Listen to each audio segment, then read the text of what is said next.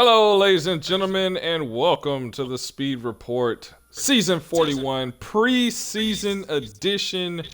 That's right, folks. We're getting ready to start yet another season of KMR. I am your host, Sam Cooke, and we're up here with Dunker Wiz. You remember his voice from last season, broadcasting the Cup Series, and joined shortly will be our Michigan iRacing winner, Fractured Chain. We want to welcome everybody. Off season not quite finished yet. Got a little ways to go. But we're here to bring you all the off season news as well as preparation for next season. Just remember, ladies and gentlemen, you can check out everything associated with KMR on www.thegamingriff.com. Trucks, X Series, Cup Series is all there, as well as the rules, which have been slightly adjusted for this upcoming season. Very few changes have been made to the rules, thankfully. So it's pretty much the same as last season. We'll touch on some of those adjustments in the rules. If you like this video, please remember to give it a thumbs up and subscribe to 105 The Drive, the official YouTube station for everything KMR. You can also check out our sister station, KMR TV 105 The Drive. Where we broadcast our X and Truck Series races and soon Cup Series races. So if anyone is interested in being our Cup Series broadcaster that runs on Sunday, every Sunday at 5 p.m. Eastern Standard Time, please message me, Sam Cooke 2728785 after this broadcast so that we can kind of get everything set up. All right, well, let's get right into it. First off, breaking news. Let's go ahead and get you down with dates just as a reminder of how everything is going to work out here very shortly.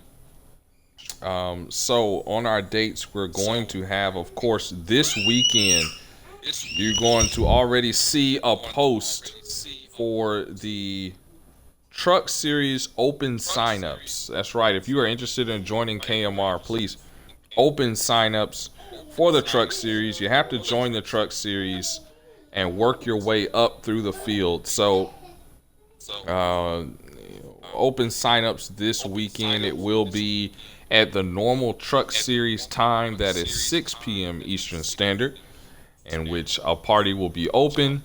We'll get your numbers down. We'll go over some things, the most important things about the rules. You'll be encouraged to read the rules as well. It's important that you're familiar with that.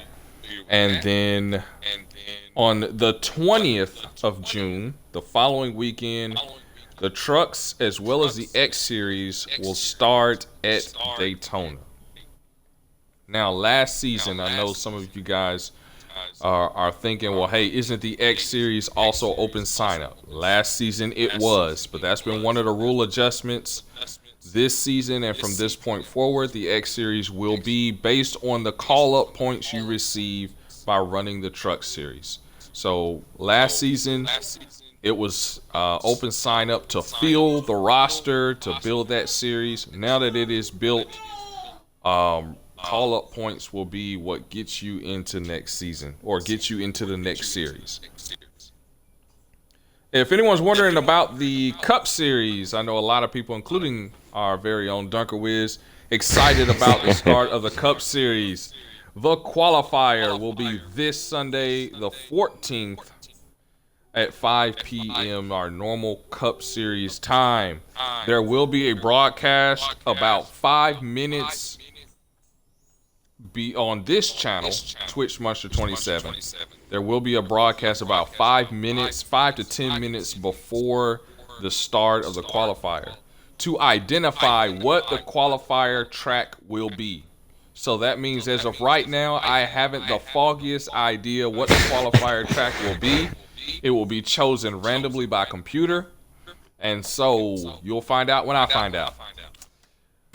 More than likely, there will also be a broadcast going on over on Twitch channel Jaren Hazen, in which they will be getting geared up. We'll all be geared up for the broadcast of the qualifier, and that's sure to be exciting. That will be this Sunday, okay? Then the 21st will be the qualifying for Daytona, Dash Race 1, Dash Race 2 for both the inside and outside lanes. That will be the 21st. Then the following week, the 28th, will be the Daytona 500. That will officially kick off the KMR season there at Daytona. That weekend, there will not be a truck race, and there will not be an X Series race. Everything will be geared towards the Daytona 500. So that's your breakdown of your dates. If you want to see that, again, thegamingriff.com. It is right there under breaking news. You click read more, and it is right there. So, got that out of the way. Sure to be exciting. I hope everyone is ready for that one. Let's now talk about some rule adjustments last season. Some people, one of the biggest rule adjustments that we had was, I know that some are used to how to own teams in KMR, especially in the Cup Series, where it primarily applies in the Cup Series. Well, ownership is just a little bit different from this point forward. So to basically explain this as simply as possible, if you are a single car team and you run that team, you run that car for the entire season, you can lock that team down. Basically, that you own that team and you can keep that number and you earn those ownership points. If you are a two-car team, it will take you 2 seasons to lock down that team. What does that mean? That means that until those 2 seasons are complete, anyone can come and run with you. You can't sign anyone to any deals and hold them to those deals. Basically, simply, they can join you on that team. You have no ownership rights to that team.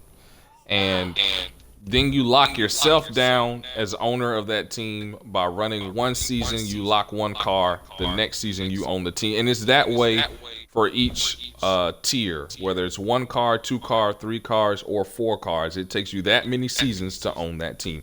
Once you've reached the 4-car limit, once you've locked all 4 cars, you have full ownership of that team. You can decide who races on that team and who does not. You can decide how many cars are filled on that team. And you can even open teams in lower series and own those teams in the X Series or Truck Series if you choose to. But it takes time to get to that point. That's really as simple as I can get it. For a more in-depth explanation, you can look at the team and owner adjustments in the rules. They are there. You can read them. And then if you're still confused, get with me sometime, and I'll be more than happy to break it down as simply as I possibly can, no matter how long that takes. All right. So, yeah. All right. So a little bit more adjustments for the additional penalties, for extreme penalties, something that is done on the track or said on the track, or to individuals who are racing, whether social media or otherwise, that undermines or is intended to slander the name of KMR of any of its drivers. There is a points penalty up to and including permanent removal from KMR. Last season and in seasons past, that points penalty has been 100 points. Starting this upcoming season, it is moved to 300 points. And the reason why is because the points totals gained is a lot higher than in seasons past, number one. And then number two is because we want to make everyone aware that these are serious penalties. So we want to make sure that people understand that, so that they understand the consequences that come with actions like these. Hopefully no penalties like that will have to be assessed. But if you are curious about how that works, it's right here in the rules. Also, when it comes to red flags, in the past, red flags, I believe 5 to go or 10 to go, red flags was the cutoff. Starting this season, 15 to go is the red flag cutoff. After that, no more red flags can be called. So we were making that adjustment so no one can abuse that for pit strategy, and really to their advantage. We want to make sure that it's reasonable enough. We understand things happen, but at a certain point, we cannot stop the race. So that's been basically the rule adjustments. Everything's the same. We also understand swearing, profanity, not allowed at all, period, in KMR. So that continues to remain the same as well. So enough of the boring stuff. I got through all of that. Thank you, guys, for bearing with me as I go through that. And again, some of these rules will be gone over again after when we get ready to load in, especially for some of you new guys. All right, so let's talk about some fun stuff, shall we? We've talked about that. Let's talk about some fun stuff. Oh boy. By the way, I pressed the wrong button. By the way, our chat is pulled up, so if anyone has anything to say in the chat, by all means, chat away, and we will do our best to answer those questions. Or if you have anything, I'm sure Speedy's out there. So Speedy, if you got anything to chime in with, by all means, buddy, chime away. All right, so now let's look at our awards. We had a lot of awards from last season. Let's kind of recap what happened last season. Let's start with our awards, and we have let me pull up the awards. Let's first broadcast, so the preseason broadcast. I'm gonna get it together, folks. Okay, so we got our awards. We already know who our champion was. Let's talk about our MVP, Dopey Lion, and I'm looking forward to having Fractured when he gets in here too as well. But Dopey was able to win MVP. Let's talk about that. Do you agree with the MVP decision? Dopey winning MVP from his performance last season. Absolutely. 7 wins, 13 top 3s. That's not even, there's top 5s and top 10s aren't even listed. And a championship. Okay. Like, no more stats for W Line. You can't keep track of all of his stats anymore. If I was voting, I would have picked Dopey Lion for the KMR MVP. I mean, he is just so consistent. He was so consistent last season. And it'll just be interesting to see if he can duplicate that. I mean, I don't know what else to say. That is his stats are just unbelievable. So I absolutely agree with that, 110%. Yeah, he was second half of that season, he was a maniac on the track, and he was able to get himself all the way up to the front. It seemed like he was able to overcome any challenge that came his way. I thought it was a resounding unanimous vote for MVP with him. So, yeah, now it's going to be curious. He's got the chip. Can he back it up? Let's move forward. Hair Bear, a.k.a. Chris, wins the most improved driver. Will he keep improving this upcoming season? I think so.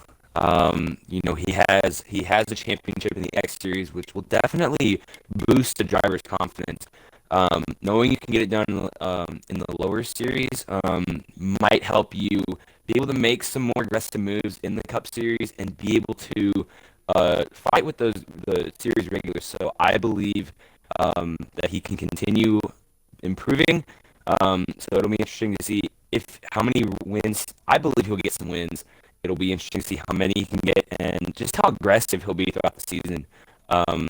I really see him being aggressive throughout the season and maybe making it pretty deep in the playoffs. Yeah, definitely. So just FYI, before we move forward, I know y'all see a 00 back there. This is going to be my default number when I have a number that is not listed there, especially if it's a custom number, like Hairberry is. He's a number 5, but you know what? We're defaulting to 00. Get used to that paint scheme, okay? All right. So now moving forward, Slothy, back in black. He was expected to be running in the qualifier.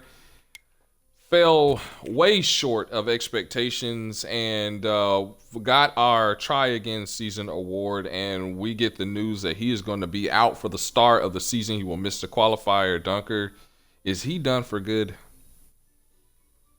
Maybe. His season, the end of last season, just came to a crashing halt, and ever since the Gateway race, ever since the Road America race, he lagged out. He just never seemed to get his mojo back. He was leading the race at that point and fell below the top 10 cut line. Had to run the qualifier. Now he's gonna miss the qualifier and has to rely on a hot seat. He has definitely fallen off the wagon. Right here. I don't believe it's the end, but if he has to rely on a hot seat, I will be very surprised if he's able to make his way back up into a series regular position. Yeah, definitely. His running KMR is definitely on the line in a big way, and we hope he's able to do it. We know he has aggression, but can he complete that? Can he stay consistent enough to get himself where he needs to be? So we'll just keep our eye on that one, shall we? SHR was clearly last season the most dominant team until that situation, which basically broke that team up, left only one active driver. Will SHR be the best team this season? Probably. I mean, it's kind of hard. It's kind of hard to tell. I mean, Nightfall and Zesty and Lion and Amari were all on that team last season, and then Dopey Lion was the only one that remained after the situation that happened. But he went on to win a championship. He racked. I think he racked up another win or two more wins after that, and then he went on to win a championship. I don't know if they'll be the best team this coming season. It'll be interesting to see what drivers fill in those vacant spots. So I don't know if they'll be the best team, but if they're not the best team this season, they'll definitely still be pretty high up on the list. Absolutely. Yeah, they were a really dominant team. The interesting part about this is that out of the past two seasons, the championship has come from SHR and more directly from that 10 car. Paintbrush last season before last, Dopey Lion last season. We'll see if SHR can continue to be dominant, especially with these teams, other teams back building. We'll get into that in a minute.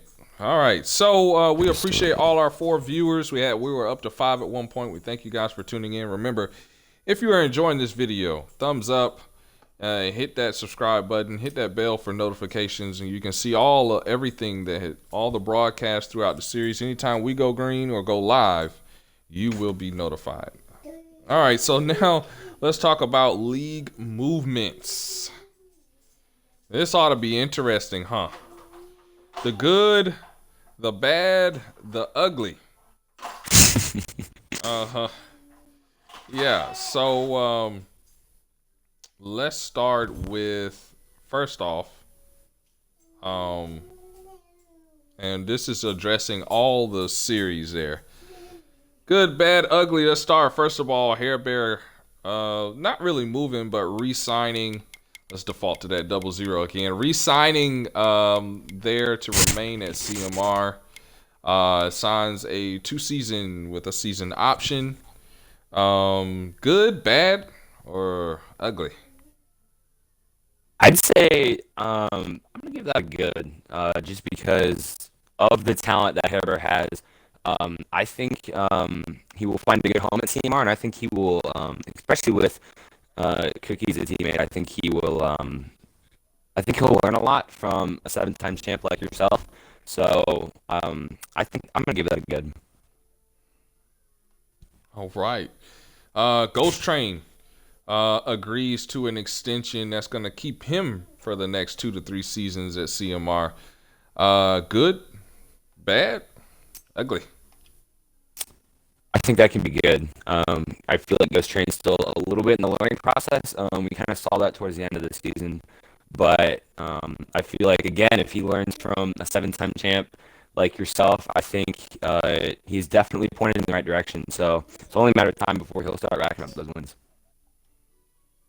Definitely. That's the hope, at least. Give me 1 second, guys. I apologize for the technical difficulty. I'm going to...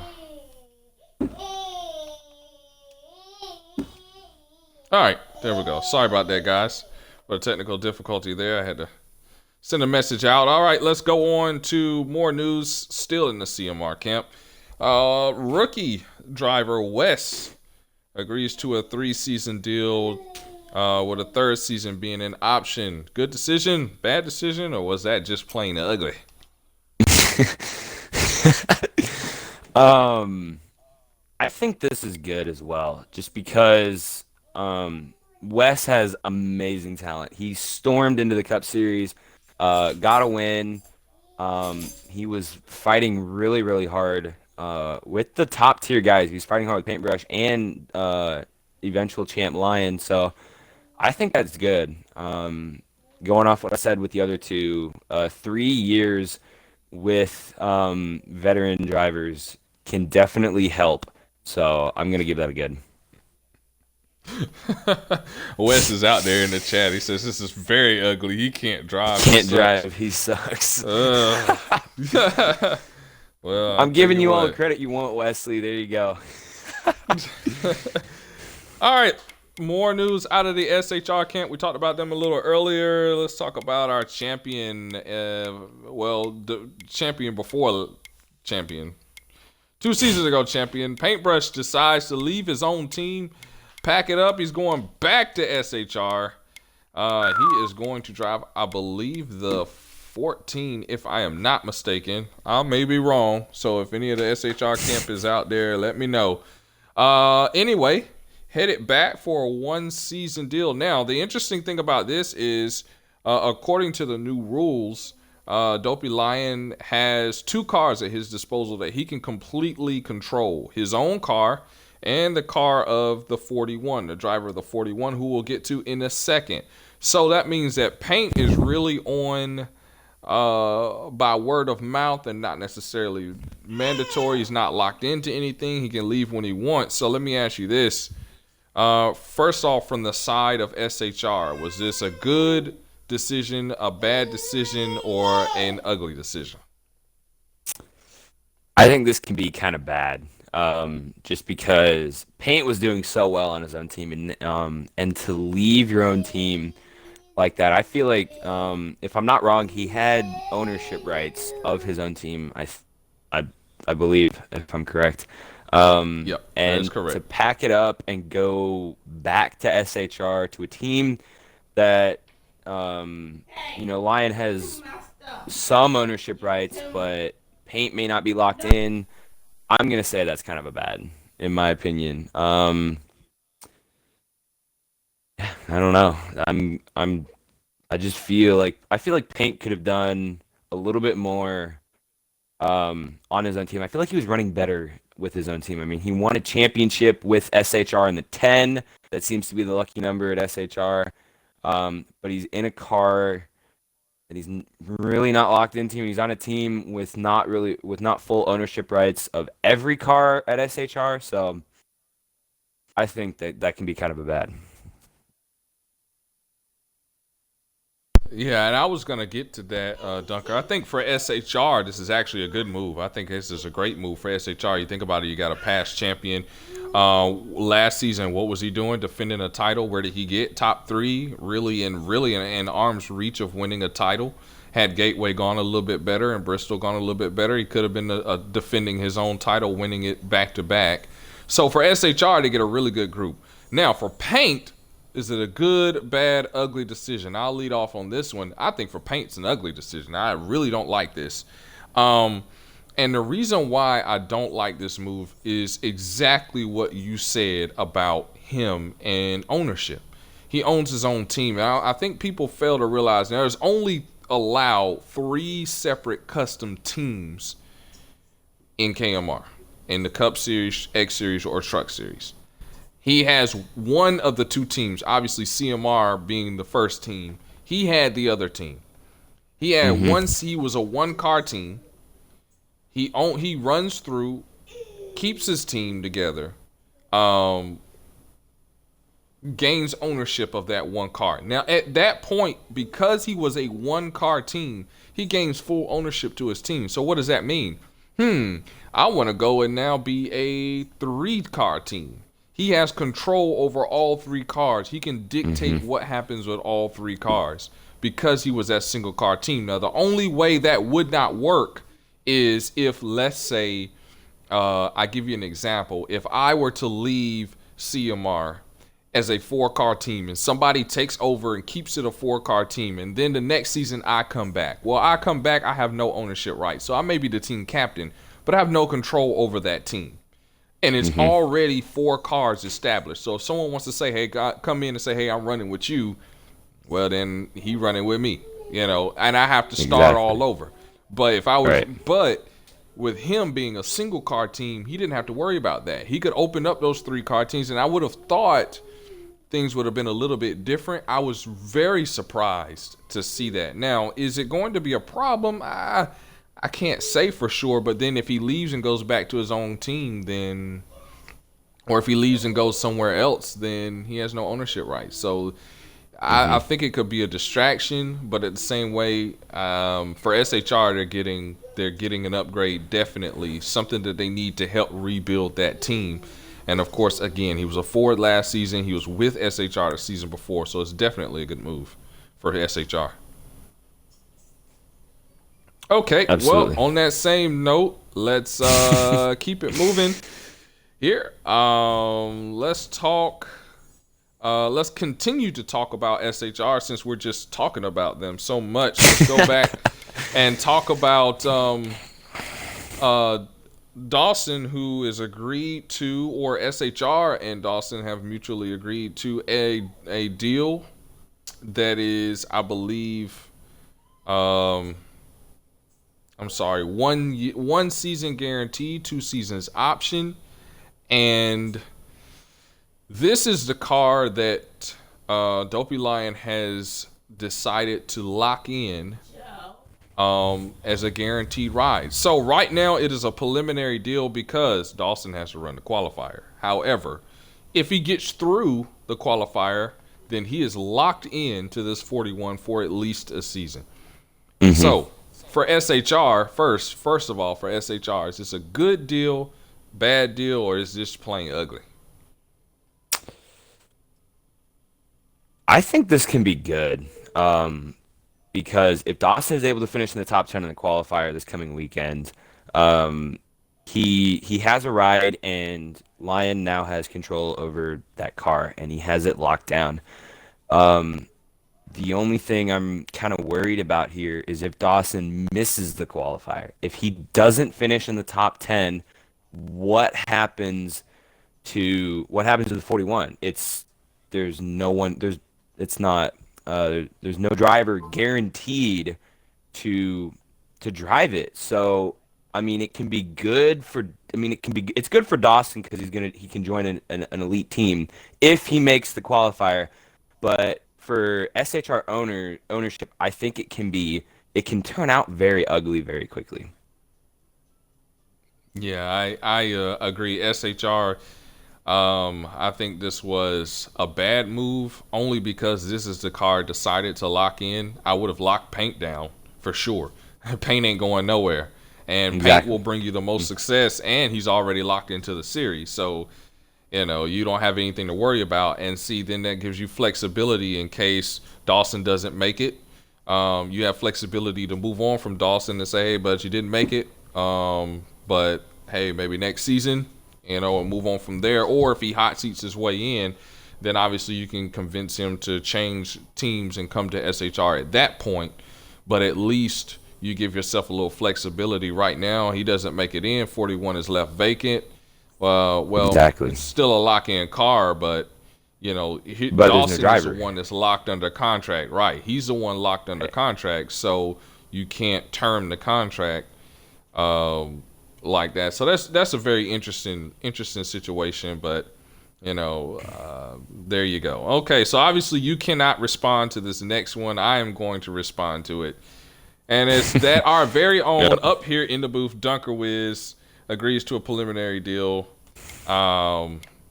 Obviously, his car's not locked in, and I'm assuming you're driving the 14. Are you driving the 14? I think it's the 14 or the 4. I'm not really sure yet. Okay, we already did the 14. Yeah. We're going to the 4 just for Yeah. All right, so either way, he's going to be on SHR if he's able to get through that. Qualifiers, it's a good deal, bad deal, ugly deal. I like it. It's a good deal for both sides. I think for SHR, they struck gold. They really got to the right person. Good history in KMR. He has a championship. He can definitely bring that experience through. And we saw in the All-Star race how he was still able to be competitive. Now, it was the All-Star race and wasn't nobody being really competitive. Everybody was playing around out there. But we did see some good speed. Now, the question is, can he get through the qualifier? He is relatively confident he can. And I'm confident if he's confident. So you can look forward to seeing him at Daytona in one of those SHR cars. For a Dunker, I think this is a good move as well. Comfortable in a Ford. He looked good. I'm just me personally. I'm a stickler about if you have success at any point until you're completely convinced that you cannot have success in a particular place, you stay there. Last time he won a championship, he was with RCR in the 31. He won the championship. Then he was, for whatever circumstance, was not able to continue to run. I would say, hey, go back and see if you can find success at RCR. And then if not, if you're convinced, then move forward. But, hey, that's just me. Everyone has to make their own decisions. But all the way around, I think this is a pretty good move. And look forward to seeing if he can get himself through. And maybe that's the other card that they decide to lock in next season. So we'll see. All right. I'm pretty sure you're gonna get me. I tried to say a lot of nice things, Dunker. No, I'm not gonna get you at all. I mean, I can't respond to that. I'd probably say probably the same thing you did. But I do like the fact that you brought up the RCR thing. Guys, Cooke is very nice. Say nice things about him in the chat. So give him a shout out. He's done a lot of great things. I appreciate that. We want to thank all of our 5 viewers out there. We were up to 6 at one point, and we're continuing to grow as we go along. So we appreciate that, and the continued support all season as the season starts to get ramped up. Guys, start getting excited. Qualifier this weekend is going to be a show, no matter what track it is. So it's a lot to be excited about, and we're here to bring it to you in this extended preseason broadcast. And I use preseason relatively. Let's go to our up and coming team now, HMS, and that 48 and Speed B, a driver returning to KMR after a season's absence, is returning to KMR in the Hendrick Motorsports 48 ride. He has one Final Four appearance. He has won several races, including a Daytona 500 before. Done a lot in KMR. We know a lot about him, positive and negative. But let's get to the good, bad, or ugly. Was this a right decision for Speed B? I think yes. Yes and no. Just because, he's been out of the league for so long. Like myself, we've been out of the league for so long, and there's a lot of new things. And most importantly, the talent has ramped up a lot. I remember racing, and I'm sure he remembers racing, where the talent was there, but it wasn't there, if that makes sense to anybody. Now it's just there. It's there. It's hard. It's from my experience in the All-Star race, even though everybody was just messing around, it was a little difficult because then towards the end we started racing. But from what I've seen in the broadcast booth this past season, the talent is difficult, and you have to be ready for it. And I think HMS is a great team. It has had a lot of success in KMR, but it hasn't been around very much these past couple of seasons. So kicking spinning all the cobwebs out, I think it'll probably take a season just to get things back up and running again. So I'll give it a good. But like I said with the earlier, it can go bad very quickly. So I like Spheric Rope and I like Speed B. I feel very confident that they can get HMS up and running again, but I don't think they're going to do it all in one season. I think it's going to take a lot more time um, than maybe they expect or maybe we expect.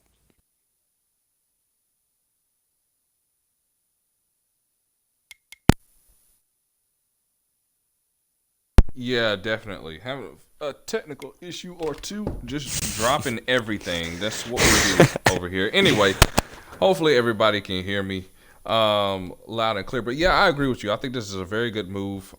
He left CMR when he departed from KMR the last season. He was in a CMR car. Obviously, CMR is locked down. But CMR has agreed to an affiliation deal with HMS. Right now, it's a one-season deal. It could extend depending on what happens there at HMS. So we'll see what happens. So he'll definitely have good teammates and good help. And you already mentioned about Spirit Rope. Now, this is the interesting part. We know Spirit Rope it sometimes was a journeyman at times. But we know that he is going to be driving one of those cars. Now, I'm assuming, just if I were to go out there, I'm assuming it's going to be the 24, just from past knowledge of him, but it could be the 88 or the 9. I'm not 100% sure. He has not disclosed what his number is, but what we do know is Spirit Rope will be returning to the Cup Series, and Spirit Rope will be in one of these HMS cars. So, good or bad or just plain ugly? So I think this is good. I think Hendrick Motorsports and CMR I think they can form a fantastic alliance. And you give a team one season, and if it works out, you extend it. And if it doesn't, you throw it in the trash and move on. So I would on CMR's part, I think it's a test. It's a test for Hendrick Motorsports and CMR to see if they can compete. If Hendrick Motorsports can't compete in one season, I wouldn't give up on them. I'd probably extend it for another season and then see what happens. Um, so I think this affiliation deal can work out in the future.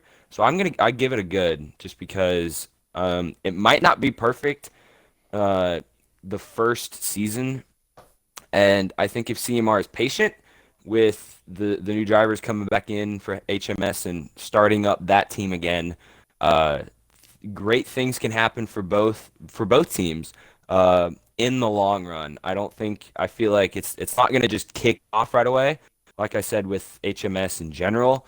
But I do see that deal being effective maybe next season, maybe 10 seasons from now. Who knows? But the main question here is if Spheric Rope and Speedbee and whoever else joins HMS can keep them an elite team. We saw when KMR first started, HMS was pretty much the go-to team, and it was the dominant team. And then it kind of fell off, and then it just went completely silent. No one wanted to go to HMS. No one bothered to pick a number, and now it's starting back up again.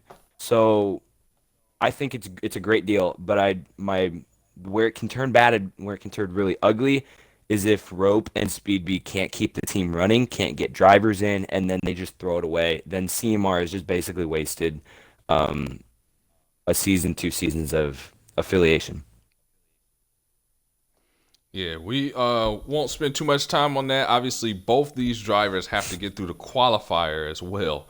So nothing guaranteed. Both these deals are preliminary, but at least it gives HMS the opportunity for a return. We have not seen any HMS car. It's been absolutely dormant over there, like an old dormant volcano.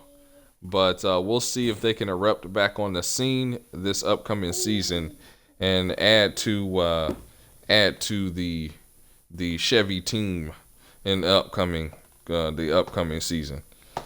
Okay, we'll keep going. A lot of news still to cover. Let's talk about the 21 Wood Brothers. And this is JPS, and he has decided to go to the 21. Obviously, he doesn't own that team yet, but he has agreed to stay there for at least 3 seasons. After he gains ownership, that'll be a season. So there'll be 2 more seasons left on that deal where he'll be locked down in that 21. Is this a good or bad move? This can be bad. Um, just because 3 years, that means you pretty much have to be committed to running that team and running that car for 3 seasons. Even if you lose every race and you DNF every race, you come back next season and you run the same car again. Even if you hate looking at it, you just run it. You just suck it up and you run it and you see what happens. So I give this a bad. I would have probably gone a year, and then I would have probably extended it if I did good, if I did bad. Maybe I would have still extended it just to see, okay, I got the rust off in this new car. I can push it out. So maybe 2 probably would have been good. 3 just could turn ugly very quickly. 3 long, grueling seasons of DNFs could be could happen. And if it does, and if that ends up 2 seasons of just DNFs and bad luck going to him, it's just miserable and it's dumb. So I think it can be good if he gets a lot of success running a Ford, running a Wood Brothers 21 car. It's a great car.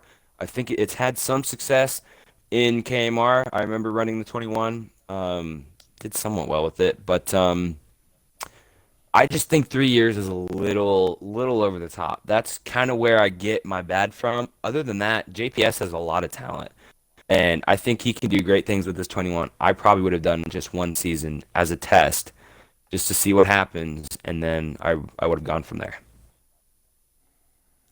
Yeah, I really like this move, actually. I think this is a really good move. And the reason why I say this is because, and I think I've talked about it in times past, statistically, he had his best season ever in KMR in this 21 car.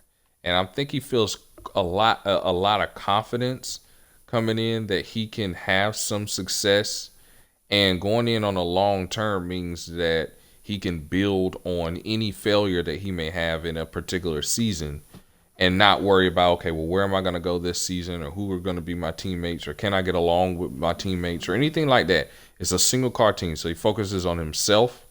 The way he Sure. left his former team, JGR, was on good terms, so he could have some help out there.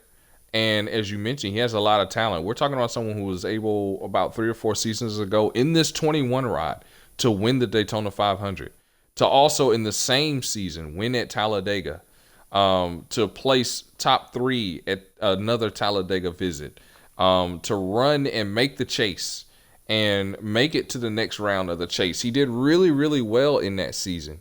And I've always felt the worst thing he could have done was to leave and go somewhere else. And that's what he did. He left and went to it and joined a team. And from that point forward, he started to decline.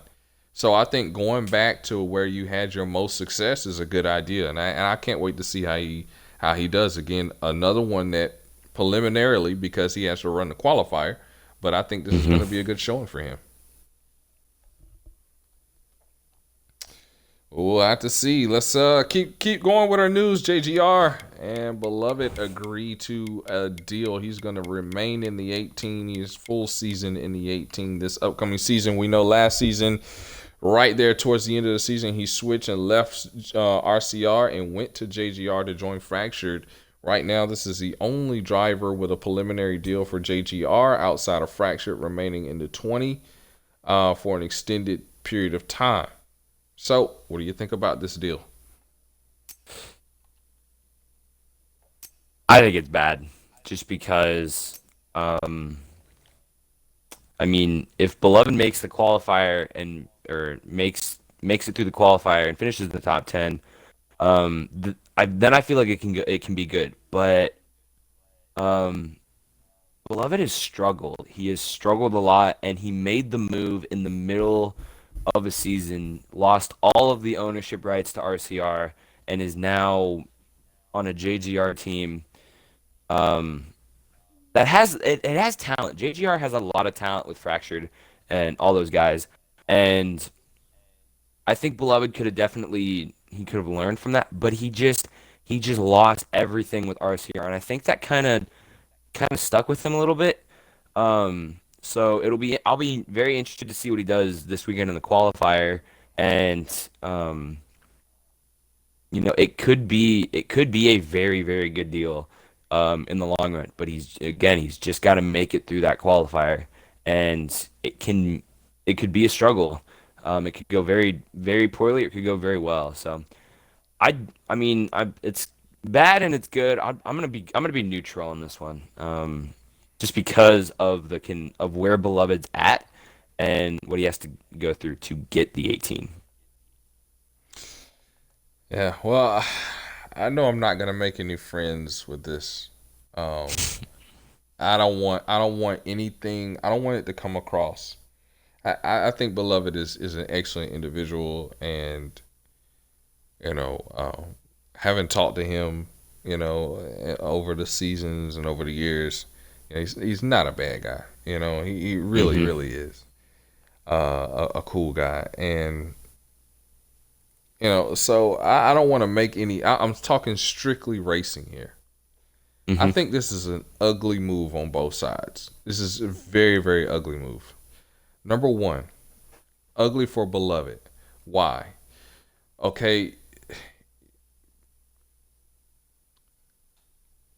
Beloved doesn't add anything to your team. And I don't think for, well, not necessarily for Beloved. I'm going to handle JGR first. On the JGR side, Beloved adds nothing to your team. Yes, he fills a roster spot. But here's how I would have approached this. Because with Beloved now signed on, because now he's locked, because Fractured had a full season of ownership with JGR. Now he can lock in another driver. He chose the 18. 18 is locked. Beloved signed to this deal. Here is the problem with this. Now when you go to try to get talent to come, big time talent to come, suppose you may be trying to convince someone who has a preliminary deal, hey, you don't have to go through with that deal. You're not locked. Come over here to JGR. What's your playing card? What's your ace in the hole? Hey, we got Beloved. Okay. All right. Well, yeah, you do. You got Beloved. What else you got? Well, no, that's pretty much it. Me and Beloved. Oh, okay. Well, no, I think I'm gonna stay over here. He has no playing card because Mm-hmm. Beloved adds nothing to your team. I think we've seen Beloved peak, and now he's kind of going downhill. And I don't think he adds anything to help you overall. And on top of that, if he does not make it through the qualifier, now Fractured is reliant on getting team points and then leeching them to Beloved to get Beloved into the series and into that call up range, or not call up range, but into that hot seat, or Mm-hmm. possibly into the series. But that means you're leeching team points while everyone else may be gaining. I just Exactly. Yeah. think, I don't know, overall I don't think that's a good move for JGR. And then for Beloved, can Beloved learn a lot from Fracture? Yes, he's a 4-time champion. Can he learn a lot about setups from Fracture and getting setups? Yeah, absolutely, because he can definitely develop on that. Can he receive help from Fractured as his car changes throughout a race, what to do, how to adjust? Yes, he can. But they're the only two Toyotas out there right now. And you look around, there's nothing but Chevys and Fords. And Mm-hmm. so it's going to be very, very difficult to get the help that he needs out there as a driver. Because if Fractured is not around, suppose at Daytona, Fracture's running up front, battling for a lead, Beloved's in the back. Beloved needs help. He's got no teammates. He's got no help around him. And Beloved's, deemed Mm-hmm. for a bad bad finish. But I think at RCR, at least at the time, part of the reason why the deal with RCR was terminated with CMR and RCR is because there wasn't nobody at RCR, because Beloved decided to leave. Had he stayed, at least you got Chevys, a big team of Chevys that are willing to help you, that could be able to get you to the front or whatever the case may be. And then, of course, we have a friendly agreement with JGR, so you still have the help. So I don't know. I just think all the way around this wasn't the right move. But that's why we run the season. Beloved could go out there and win the 500 and go out there and win the championship, and we'll all be sitting here talking about, man, Beloved's fast. Oh, my gosh, what a change of a season. It can happen. We've seen stuff like that happen in KMR. So remember those two in the preseason speed report who started talking? Wonder who those two could be. I think they're down here in 15th, 14th in points. Wasn't me.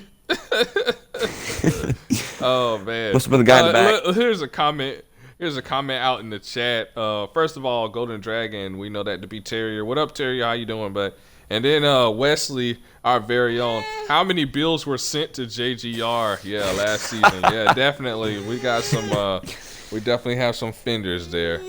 So, yeah, definitely. I tell you what. Hold on, little man. Let me get on the floor so that you can. Yeah, I know what you want to do. So hold on, buddy. Hold on.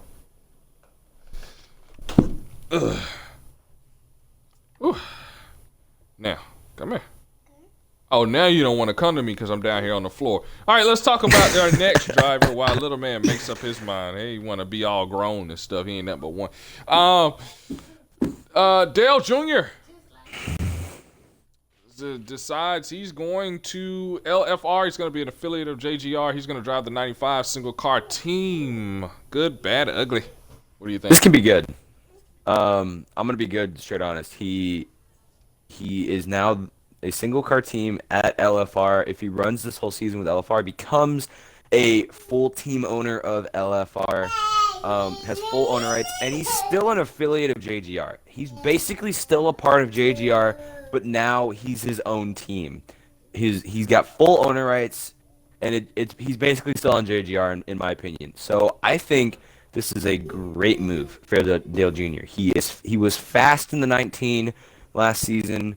He showed promise, and I think he's just going to continue building on that. He switched over to basically a JGR car. He's now a full team owner, like I said. All the arrows are pointed at Dale Jr. right now. He has got, I think he's got a lot in store for him this upcoming season, and I think this is a fantastic deal. All right, I'm about to make another enemy here. I'm not riding on JGR. I'm really not. I wish them nothing but the best. Lag outs do kill Dale. That is true. I'm a little mixed. I'm a little mixed on this. I say it's not an ugly move, but it's a bad move. Here's why this is a bad move. Unlike JP, see, JPS had his best races when he was a single car team. JPS had his best seasons when he was a single car team because he wasn't thinking about disappointing his teammates. He wasn't thinking about hurting anyone's feelings. He wasn't thinking about letting his teammates down. He's able to focus. Dale is not the same. Dale doesn't suffer with some of those issues. Again, one of his biggest enemies is his lag outs, but I don't like Dale in a Toyota at all. It doesn't seem like he is fit or has been comfortable in a Toyota this last season or this season. And my thoughts were, and not to show any favoritism or not to have a sales pitch of any sort, he's made his decision and he's there. But my thoughts were he would have looked good in the 88 for Hendrick Motorsports. And the reason why is because the last time he went to Victory Lane, he was driving the 88. The last time he had a lot of success in a season where he was competitive, he was in a Chevy. And I just think ever since he left, he hasn't looked comfortable. And, of course, with HMS rebuilding with the drivers that they have would surround him with good, fast talent, which would help him build in that situation. So, being a single car team, being an affiliate, of course, he can go either way. That's one of the benefits of being a single car team. You're a lot quicker to the draw of saying, hey, I think I'm going to get out of here and go join a team. You can kind of see how things develop. But at the same time, I don't particularly like this move, but it's not an ugly one. Good can come out of this move as well.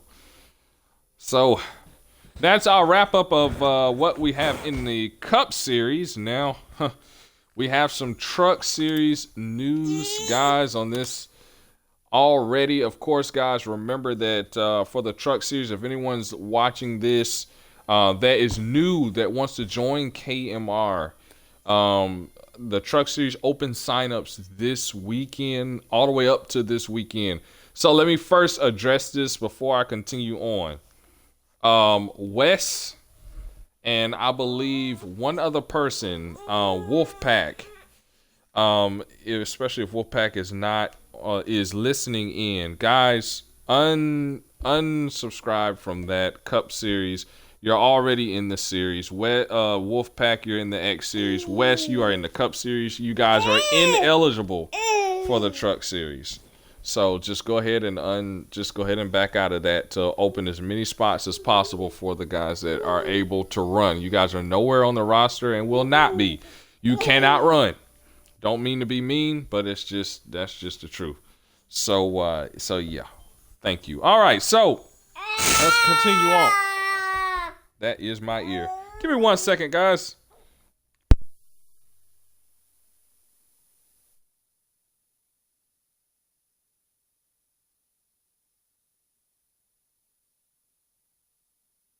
Guys, be sure to hit that thumbs up button for Cookie Monster. And maybe little Cookie Monster will be taking over the league one day. Who knows? Hey, taking over now. Look at him laughing. What you laughing for? There he goes. Oh my goodness. He already knows. So yeah, he's like, I'm coming for you. I'm coming for you, Daddy. Anyway, new driver of the 99 opening up his own team. Lawden, or how he would like to be called. Well, dang. He will be in the 99. I believe it's a Toyota he'll be in, though. Thoughts on that? Good, bad, ugly? What do you remember about Lawden, and how is he gonna affect the Truck Series? Well, the last time I remember racing with Lawden, he was probably 5-6 years old, and he was kicking everybody's butt. So that I bet he's still doing. But I think this is good. When I remember racing with Lawden, he was good. He was young. I think that's what probably got the most of him, is he was very young, didn't quite understand the game as much as anybody else, realized all these setups and stuff. But now I think that he's kind of grown up throughout the years, and he's owning his own truck team. I think this will be very cool. Good for him. He's taken on major leadership steps in the series now, so I think it'll be good for him.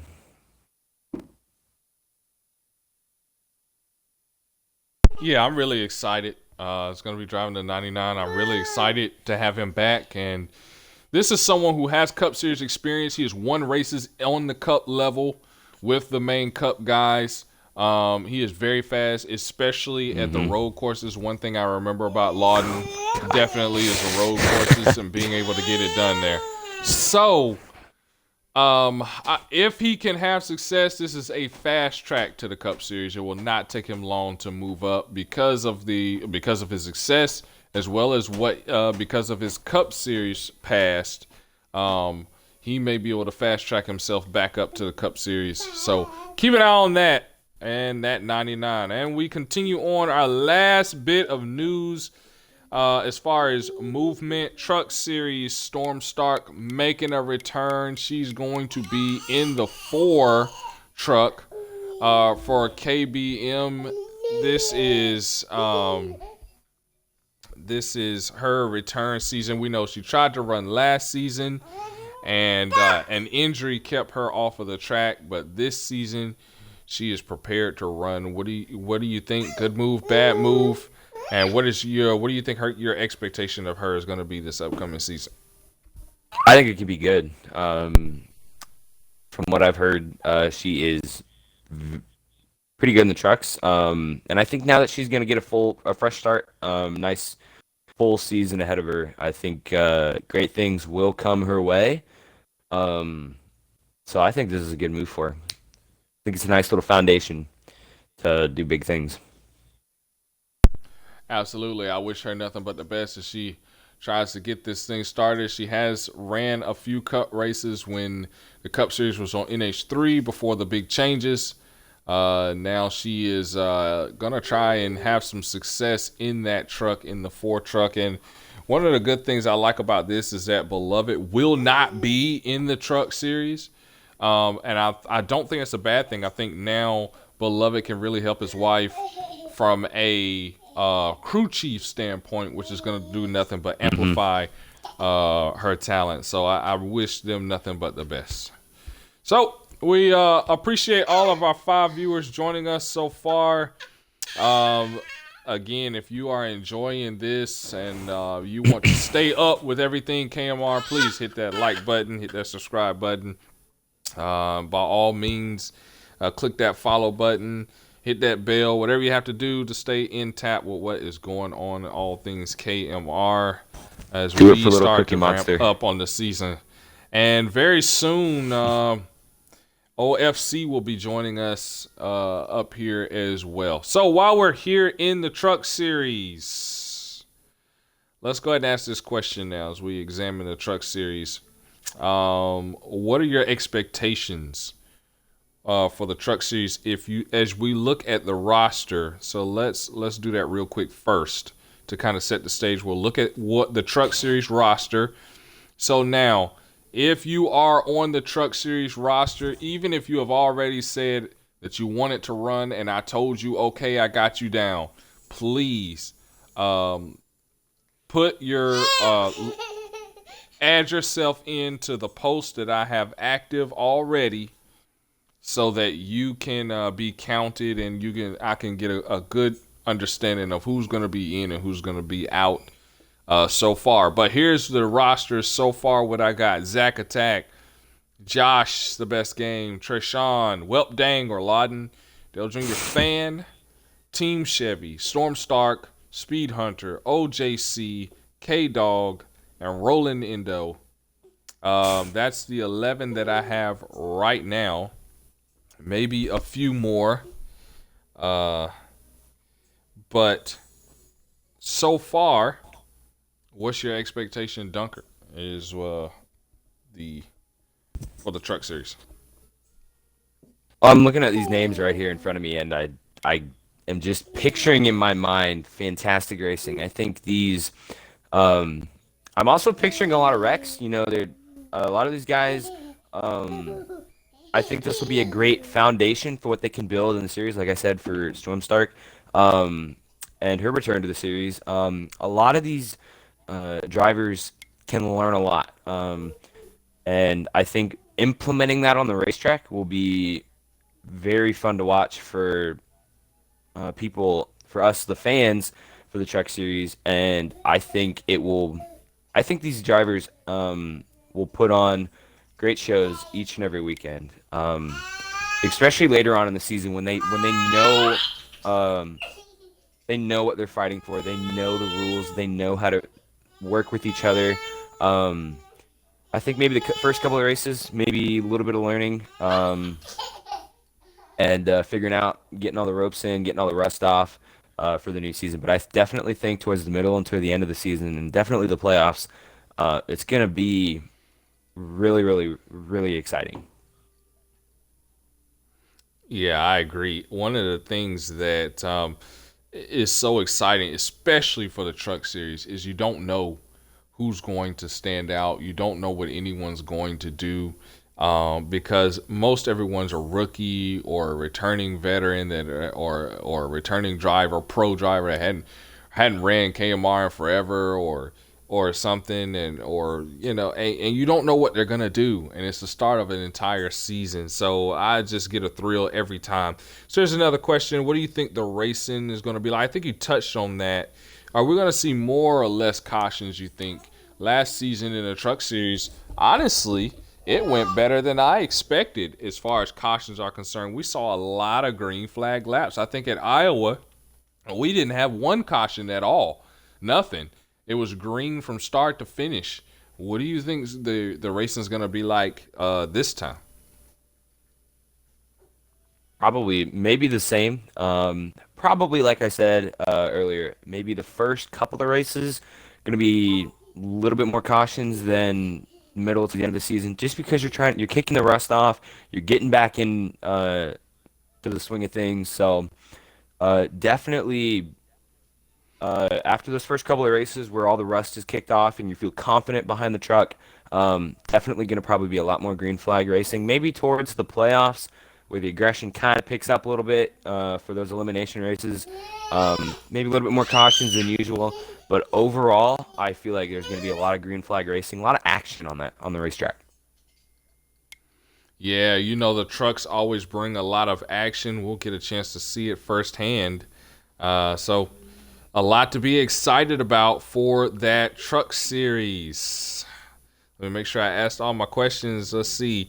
Okay. Do you think anyone in the series, as you look at that roster, that could potentially dominate the Truck Series like we saw last season with Wes basically dominating the series, coming up a bit short at the end, but we saw a big three last season. Do you think we could see that? What are your thoughts about that? I think it's possible. Just looking at the roster, I've seen most of these guys run at least once, either in an Xfinity Series car or a Cup car. So I think it can pretty much be. I think it can be either way. We might see a couple of drivers stand out. Lawden stands out to me. Zach Attack, Josh the Game. Those guys have run. They have Cup experience. So if we had a big three, it would be those three drivers right there. But I honestly, with the rest of the drivers I'm looking at, it can be fairly even between everybody. It could be a tight points battle. But if things started to widen out and there were the drivers that were the favorites, and then the rest of the people, I would say it would be Lawden or Welpdang, Josh the Game, and Zach Attack. Definitely the three that stand out to me.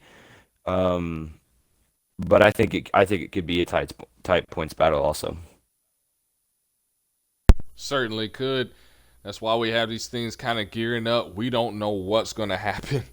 We just have to wait and see. We want to thank all our 7 viewers out there. We appreciate the support and everything, and hopefully the continued support throughout the entire season. All right, well, let's move on now and talk about the X Series.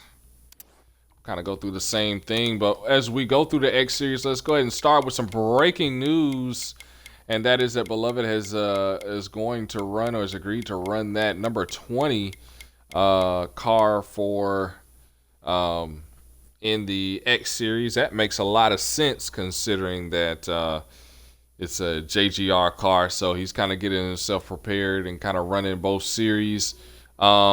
Expectations first off for Beloved. What do you think riding this 20? Is this really going to help him? We saw last season him do a really good job and running there, and then yeah, okay, we'll get to that in a minute. Do a really good job in running, and then in that 10, can it translate into the Cup Series? Absolutely. Hold on, there's something that came up on my screen. There we go. I lost it. Absolutely. I think if he runs the X Series, definitely getting the experience.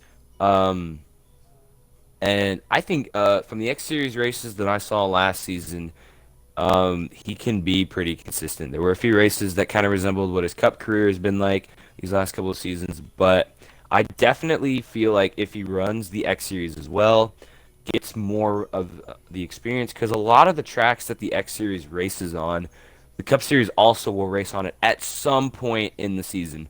So I think for Beloved, if he and also again, it's kind of desperation for Beloved. If he misses the qualifier, he's not completely out of KMR. He still has the X Series to run. He still has something to fight for. And if he makes it to the Cup Series, then he can run 2 series and he can kind of take what he learned at the X Series. Okay, the X Series raced at Darlington. Oh look, here the Cup Series is racing at Darlington. He can kind of use what happened at Darlington, implement it into his Cup car, and potentially have a better finish for the Cup Series. So I think definitely running in the X Series for Beloved, and getting more the experience and more race time uh, is a good thing. I agree 110%. Hopefully, he's able to use that. All right, so overall expectations for the X Series as we look at the roster. So let's get the official starting roster. Hair Bear returning as champion. He will drive the 29, not the 27, but the 29 car. And then we've got Terrier, we've got Josh, Beloved, Treshawn, Wool, Dale Jr., Pennzoil, Woozy, Zach, Mixer, JV3 Ice, Wolfpack, Dunkerwiz, Spirit Rope, and we can add to that returning 5-time series champion, the White Hammer, who is going to try and make his return. So, as you look at that roster, what's your overall expectations of the X Series? Oh my, it's gonna be chaotic. It's gonna be aggressive. Um, I don't know if I'd say aggressive as in wrecking wise, caution wise, but there's gonna be battles all over the racetrack. There are all sorts of talent in this roster right here. It is going to be it's just going to be an amazing season for this X Series. I mean, Air Bear is going to be defending his title. You've got Dunker, myself, and the White Hammer returning former Cup champions coming into the X Series to try and get rid of some rust. And it's just gonna be an amazing season for the X Series. It's gonna be really, really just going to be entertaining, I think, in my opinion. It's just going to be overall entertaining for the viewers and maybe for the drivers. There's going to be battles all over the racetrack. Man, I look forward to seeing it too. I think the X Series will probably be just a little bit more competitive. Well, I'd say equally competitive to the Cup Series. I think you're gonna see a similar style as well. Um, Speaking of defending champs, though, how do you think our defending champion is going to do in the circumstances that he's going to be in defending his title? I think honestly, I think he's gonna be he's kind of probably I don't trying to spit the words out. Maybe nervous and confident at the same time. He's confident because he knows what it takes to become a champion. In KMR in general, he knows how to get it done. Maybe a little bit nervous because you got guys like Dale Jr., the White Hammer, Spheric Rope, and myself coming in who want to win again, who want to have success in this league again. So maybe for Hair Bear, this could be learning. He can learn what these past champions from the Cup Series drive, how they drive, what their strategies might be. Maybe figuring out ways. Okay, this guy does this during the racetrack. Maybe if I follow his line, if I go this, if I do that. It can definitely benefit for him, and especially since he is a champion, um, he's just more confident. You're just more confident that you can get stuff done because you've done it before. So it's like once you once you complete something, you feel good about it. You can continue to build off that success, and he has won the championship in the X Series. That's the most you can do in any series is win the championship, and he's done that. So now you feel confident that you can continue to build off of that. But he's got to be a little bit nervous because myself, Spheric, like I said before, Dale Jr., even, and now the White Hammer are coming in here into his territory, and they're not going to play nice. It's gonna be a dogfight for him. So it'll be interesting. Yeah, and with this returning talent, Cup Series talent. We know the White Hammer returning to the X Series because he simply cannot run Cup Series right now. Schedule will not permit, but he wants to return, so he's in the X Series. Will these older veterans, will they take over and dominate this season, or will you have those like Josh and Woozy and Wool and Wolfpack? Will they be able to hang in and be able to compete? I think for the first couple of races, yes. I think the veterans that are the returning veterans, um, I'm gonna, especially myself, Spheric, and Hammer. You know, we've been out of this league for quite a while now, and a lot of things have changed. Last time I ran KMR, there was no X Series, so this is all new to me. Um, but I think for the guys that are familiar with um, the X Series and this type of racing and just running in KMR in general, they might prevail to begin with.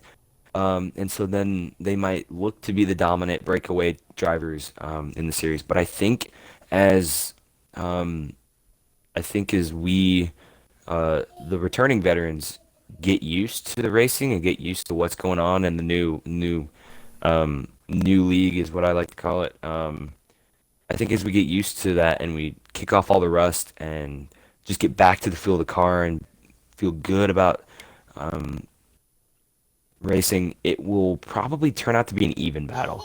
I don't think one side is going to prevail over the other, at least not this season, because um, it'll be very evenly matched. The veterans will get used to it, but I think the veterans will have just enough talent to maybe peak and keep it going back and forth. So I don't think one side is going to prevail over the other. I think it's going to be very, very, very tight points battle throughout at least the middle to the end of the season. So it won't be a situation where the leader has got so many points ahead of the field that he can go take a vacation and everybody else has to battle. Absolutely It's not. going to be No. pretty tight. It's going to be pretty tight this time. That still gets me. I mean, he went on vacation. That man said, I'm going to take a break. Y'all have fun. I'll see y'all when the championship and the chase starts. That's something else. Exactly. But anyway, I got a question for you. Who do you think is going to be the first driver of this second group of drivers to be able to rise to Cup status? So if we look at this, who's going to be a part of this second group, we're talking about drivers who have not yet made it to Cup. We're talking about Treshawn. We're talking about Woozy Emu, Zach Attack, Wolfpack. Out of this group, who do you think is going to be the ones going to be able to get themselves into Cup Series status? I think Zach Attack will be first, just because of his aggression and the way that he races. I think he has what it takes to race with the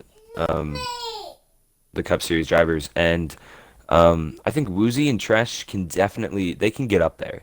But I think they just need a little bit more experience, and I think where they're at in the X Series is perfectly fine. If they start dominating in the next couple of seasons, sure, put them into Cup, have them try it for Cup or something. But I think they're good right where they're at. I think all of those drivers you mentioned can make it to Cup.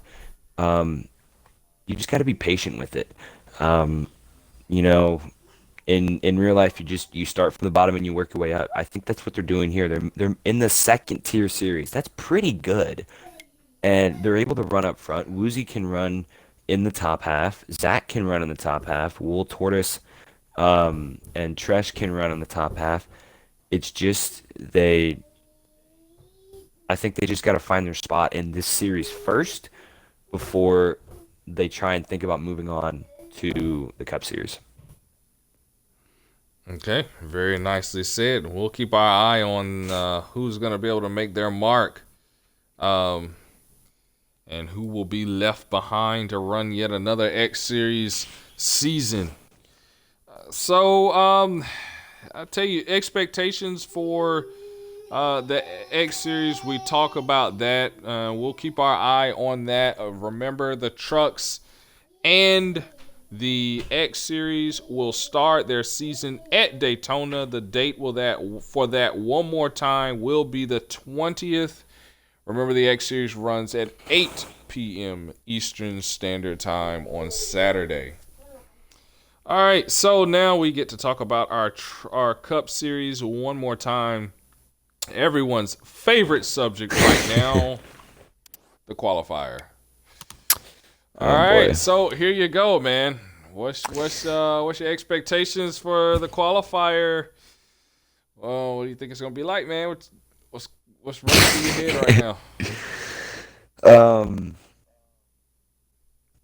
I feel confident, and the reason why I feel so confident is because of the new format for the qualifier. It's one race. The only thing I don't like is the random track draw, but that's beyond me.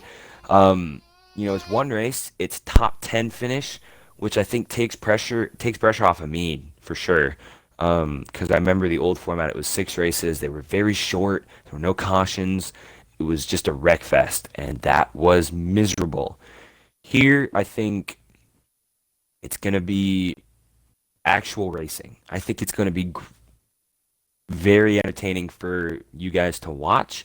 Um, and I think it's going to be racing. I think a lot of guys in the previous format didn't have their heads screwed on right, and they said, "Okay, I'm just going to go out here, wreck as many cars as I can, and finish first." But here they can't do that because there are cautions, and um, I think that can allow for some strategy. People are like, "Oh my gosh, there's cautions. I have to actually race. This is going to be competitive." And it's a little bit longer, so you have a little bit of time to feel your car. You may not have enough time for a well thought out pit strategy.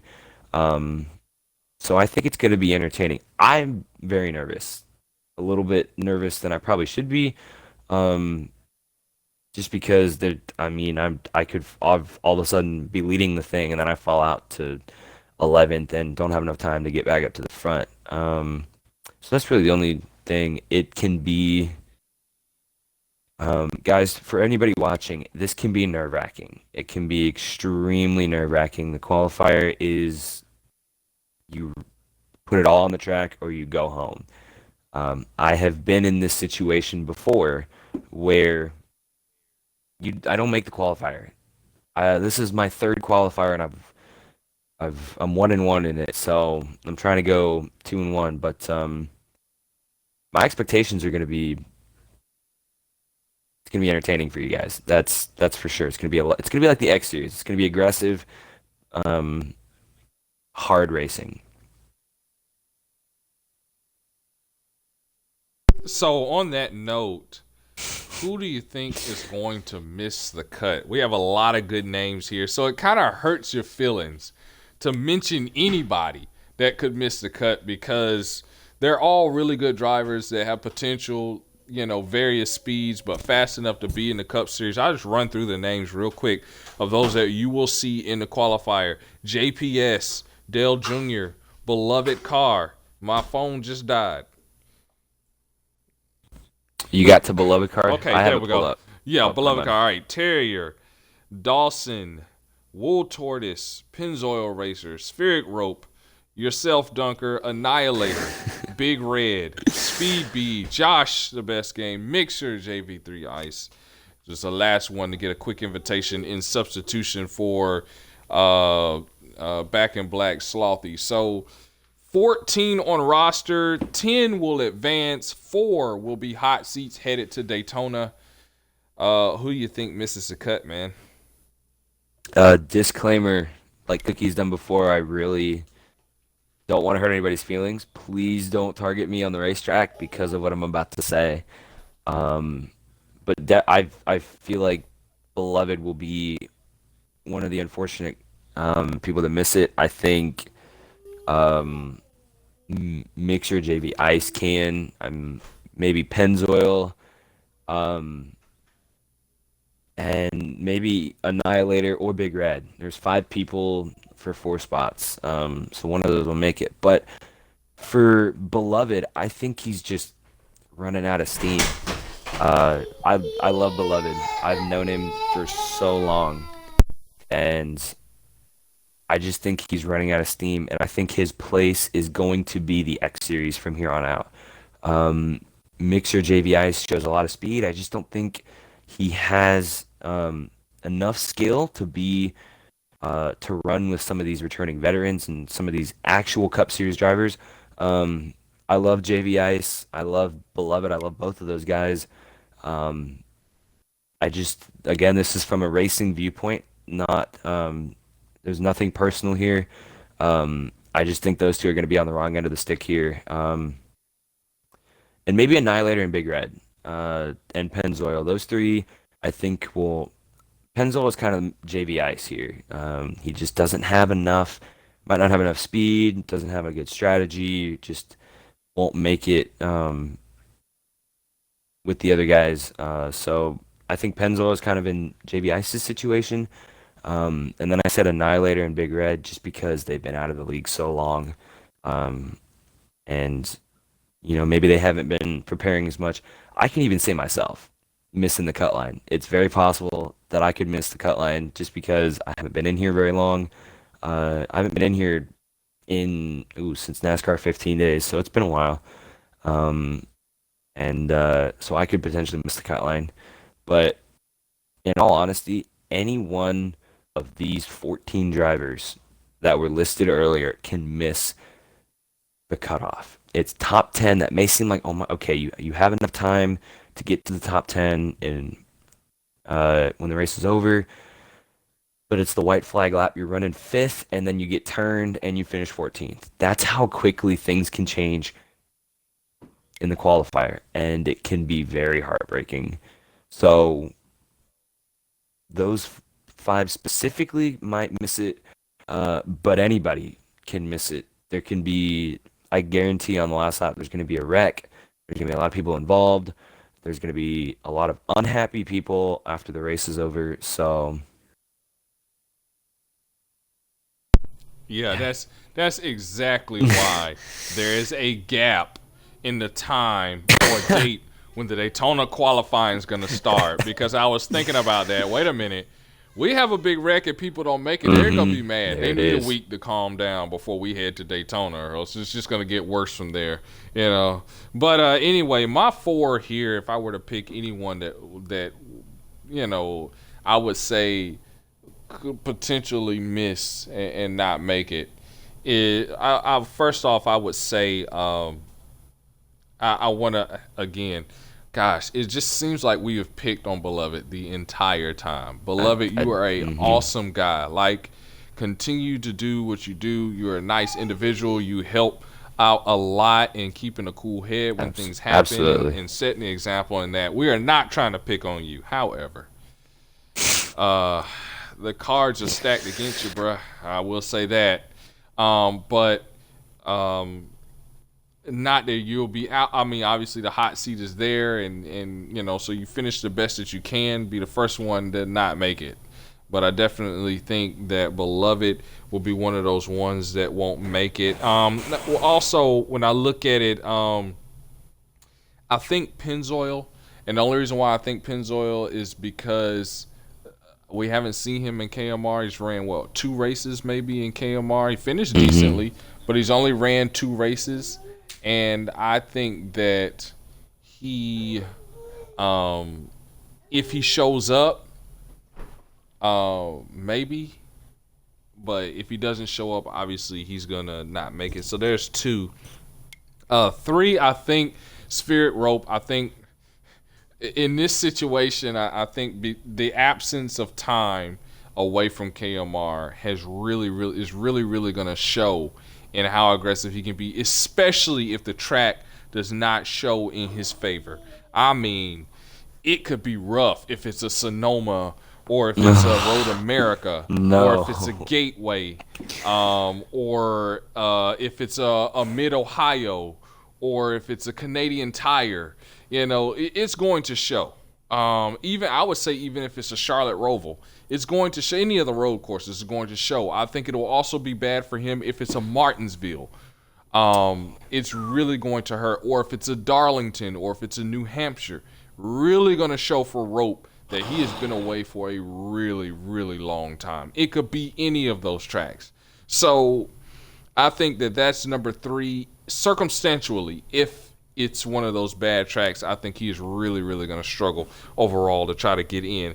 And my next driver on that list would probably be Wool Tortoise. I would say only because Wool Tortoise may get involved in some accident that could put him on the back end of that. Wool Tortoise definitely has the talent to get himself in. However, also I think he's very track dependent. If it's a road course outside of the Roval, he actually did really well at the Roval. But outside of the Roval, if it's somewhere like Mid Ohio or Road America or some race like that, I think it'll be very, very tough for him to get himself back in. Outside of that, I think everyone else makes it in. So, Yes. but that's why we race. That's why we race. We just simply don't know. No. we simply don't know though. Yeah, we have to wait. Qualifier this weekend, guys. Get excited. It's coming this weekend. Will be the qualifier. Don't get excited, just think about this. Let's put this in perspective too. If it's 10 people that make it in and only 10 people show up, there will not be a qualifier. All 10 people advance. How about that? So hope that some people decide not to show up. That cuts out the qualifier almost entirely. So there you go. Is there a qualifier? Is there qualifying for the qualifier? Is there qualifying for the qualifier? Wow. Not even gonna go there. Okay. Read the rules. Not going there. There you go. Okay. We touched on it a little bit earlier in the broadcast, so we won't touch on it too much here. But let's talk about team expectations. You talked about SHR. Will they win the team points battle in your opinion, or will they fall short? I think they can win it. So yeah, that's all I'm gonna say about that. Got you. Okay.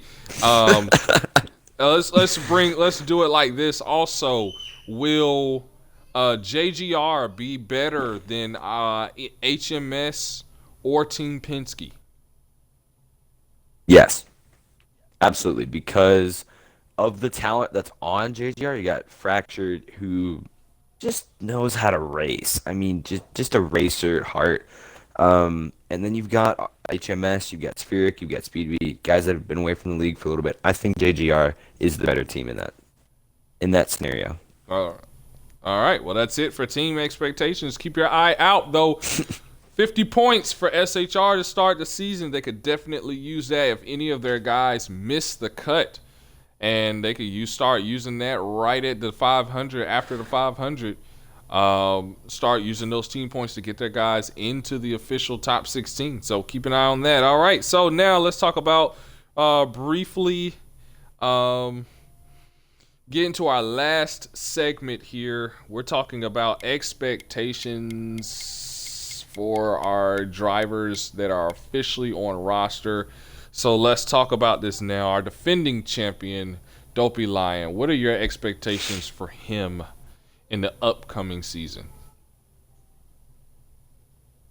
I want to say a repeat of what he just did, but I do not think that is going to happen. Just because, he's a champion. Now everybody's looking at him, going to race him a little bit harder maybe. So I'll tone it down a little bit. I'm going to say 4 wins, and maybe another championship. But I guarantee there'll be a lot of other people right with him though. But I'm going to say 4 wins at least. Yeah. Do you think, especially since one of the things that has held him back in the past is his inability to get to victory lane, almost like a foreign whip. But the fact that he was able to accomplish that in a large degree last season, do you think that now it's going to be easier for him to win races, or could we see a slight reversion in his ability to get to victory lane? And thus making it that much harder for him to win a championship? I think it's not going to be easier. I think just because he's the defending champion, it might be a little bit harder to get to victory lane. But with his skill behind the wheel, I think it is inevitable that he misses victory lane. So I think he's going to get 3 to 4 wins. I think he's going to get to victory lane this season. That is for sure. and I think I'm gonna say 4 wins again, just to kind of be on the safe side. I don't want to say anything too crazy. Yeah, you don't want to get kicked off of SHR. Anyway, let's talk about paint. Let's talk about paint now. And I'm just gonna assume he's gonna drive to 14. I don't know the numbers or whatever. I had him down and whatever. But anyway, paint so close to defending that title by winning back to back, which will be the first time since the White Hammer, and then before then, the first time. There's only two drivers in all of KMR who have been able to win back-to-back titles: the White Hammer and myself, the Cookie Monster, Sam Cooke. Outside of that, no one has been able to win back-to-back titles. He almost became the third, but was usurped by who is now his teammate. Expectations for Paint in this upcoming season. Payne is extremely aggressive.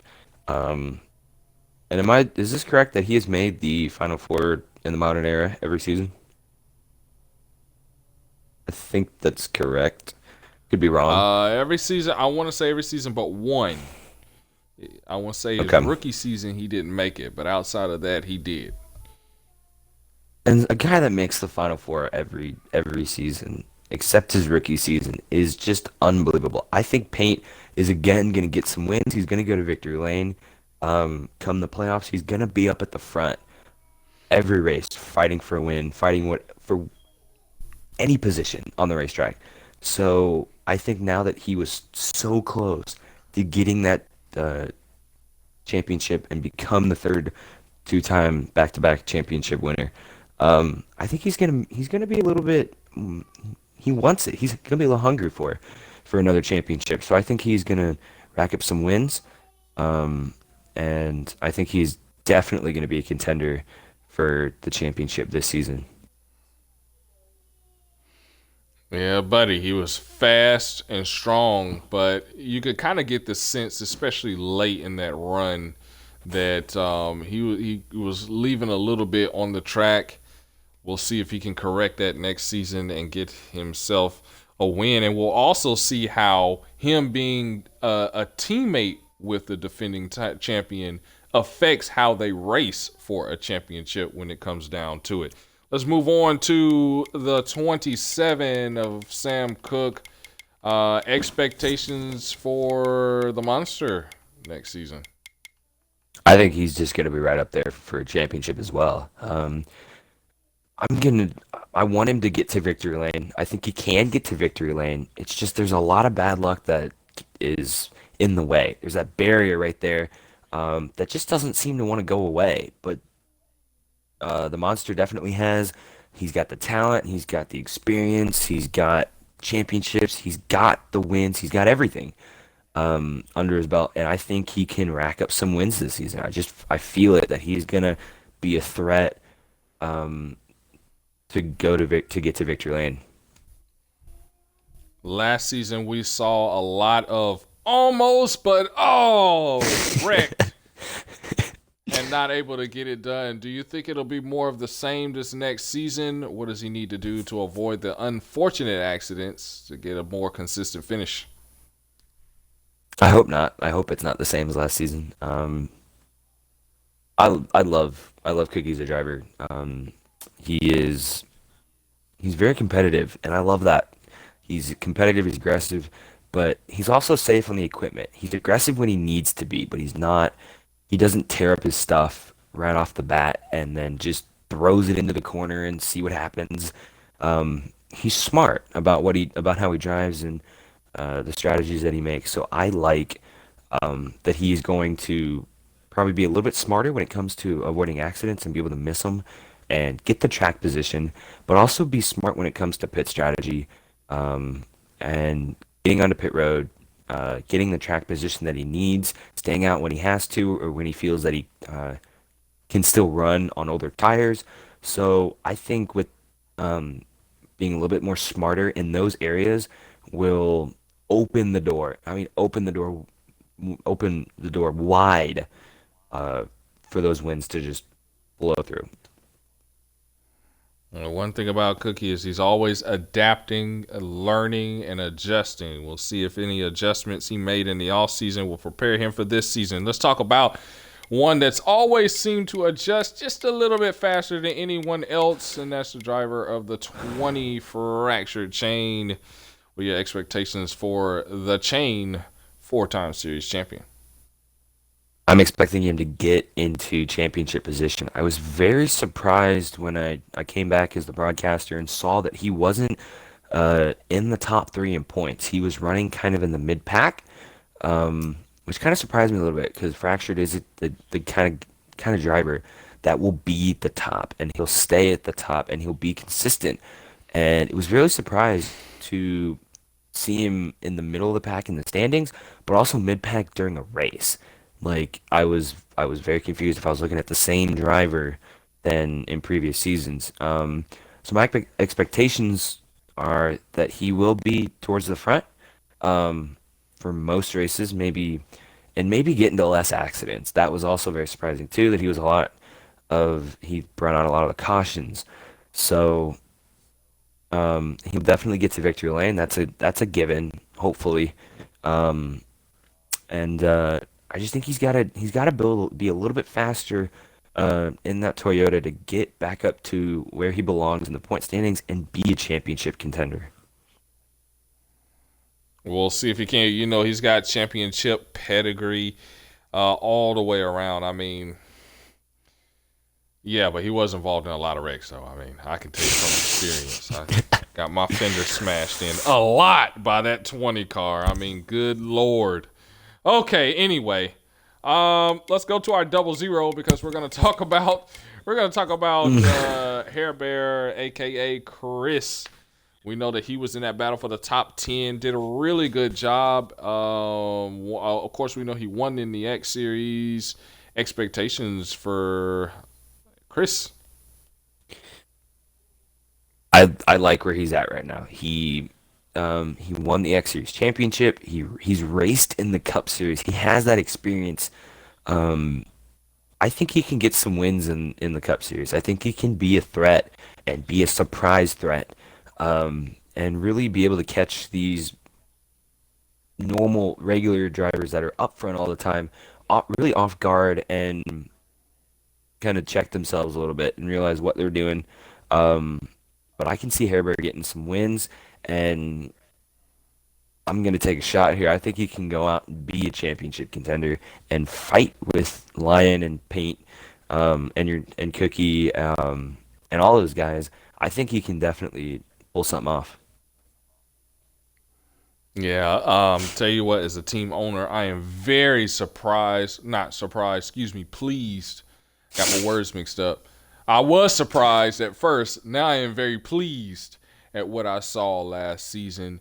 And toward the end of that season, him stepping up in aggression, being more aggressive, getting that car in there and getting finishes to match, not settling for last place finishes. He really took a step in the right direction, and that was a big part of him gaining that long-term deal. Let's move on and talk about Ghost. We know him to be someone who is dominant at the road courses. Bathurst is on the schedule. Thank you, Ghost. And so that being said, we could pretty much say he's going to have at least one win, FM7 race. But outside of that, expectations for Ghost Train. I think he is very promising. He can run in the front end of the pack. He can. He's got one win guaranteed. But I definitely feel he's headed in the right direction. And he's in a good spot right now. Good team. He can get some wins, and I think maybe not this season. Definitely top 10 in points this season. Maybe next season he can probably step it up and get a top 5. Maybe even championship contender, and then probably the season after that he'll be fighting for the crown. Okay, so definitely we'll keep an eye on that and see how Ghost does. Ghost, a veteran and a champion, would love to get himself back into championship victory lane. All right, so now let's talk about our last driver on the totem pole. No, not me.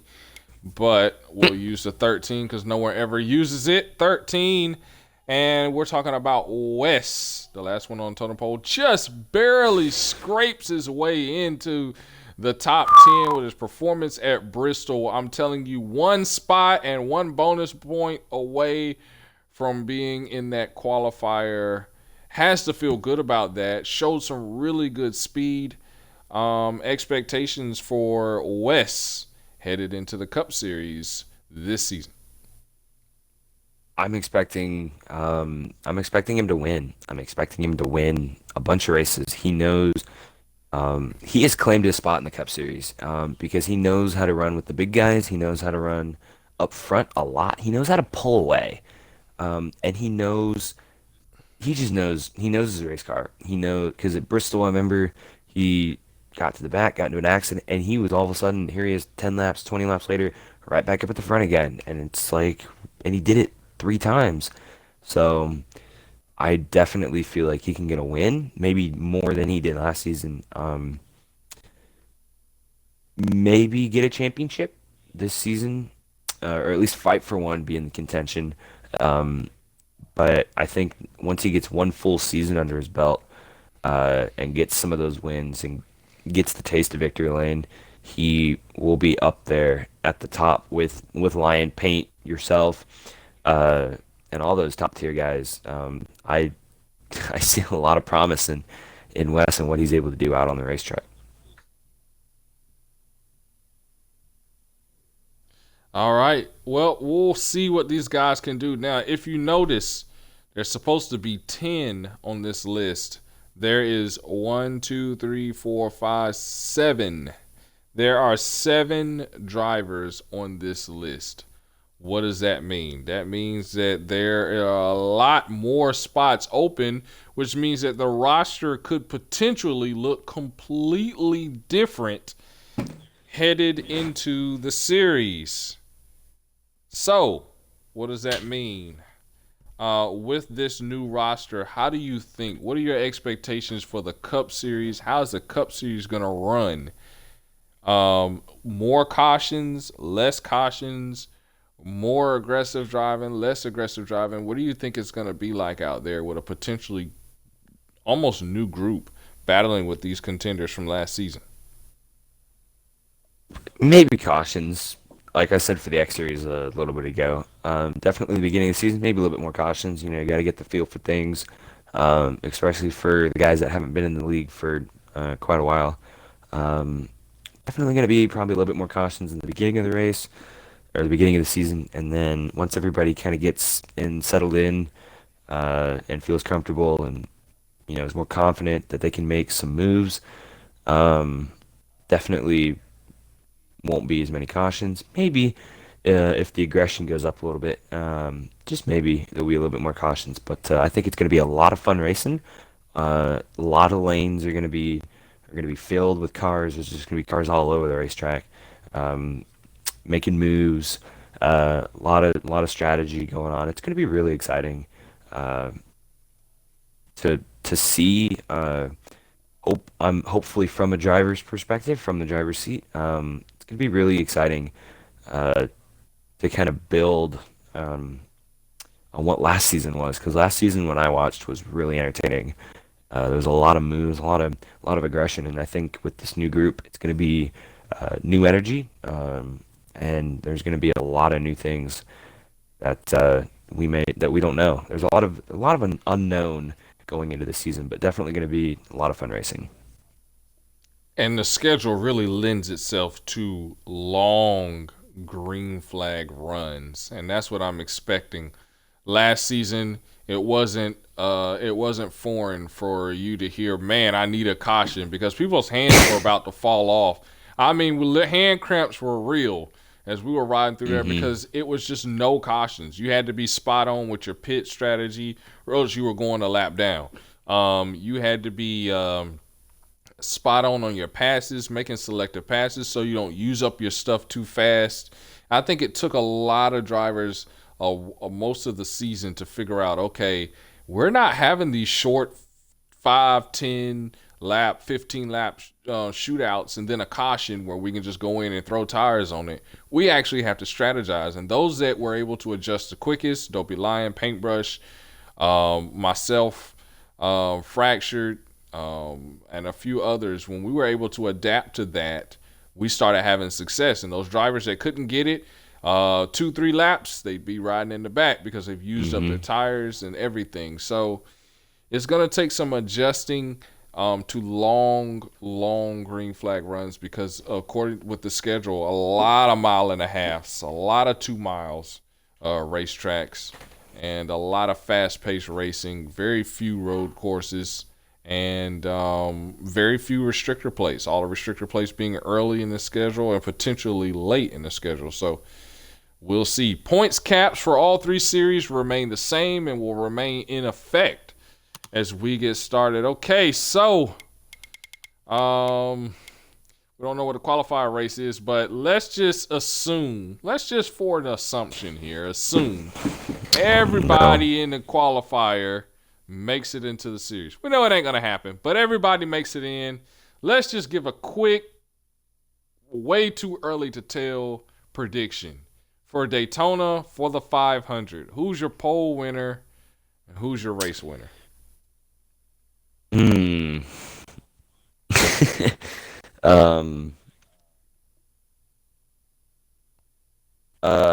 don't really know. I mean, there's a lot of talent all over the place. I think it'll be. This is tough. I think Paint can get the pole.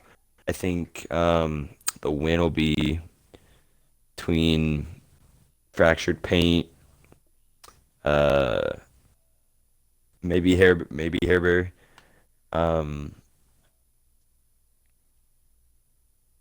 Well, myself. I don't know. There's a lot of talent, a lot of unknowns going into the next season, and it's Daytona. Anything can happen on a restricted plate. It's guaranteed we're gonna have a big one, especially with the new talent coming in. There's gonna be some mistakes, so that could take out the favorites, and we could get surprise people. So those are my predictions I'm gonna go for. I think Lion can get the pole. I think Paint, Fractured, or Hairbear and myself could get a win, but really anybody could get a win at Daytona. Yeah, you're exactly right. I'm predicting we get a new Daytona 500 winner. So I'd say pole. I don't know who's gonna get pole, but I'm gonna be completely biased. I'm gonna say myself. We're gonna be completely biased here. I'm gonna say I'm gonna get the pole win. You can't go wrong with almost anybody, but I'm gonna say here, everyone's gonna be like, what? Yes, I'm gonna say this. Daytona 500 Mixer JV3 Ice has proven he can run fast enough to contend at a restrictor plate. The last time he was at Daytona in a Cup Series, under the lights, he won. That's all I'm going to say. It's a bold move. I like it.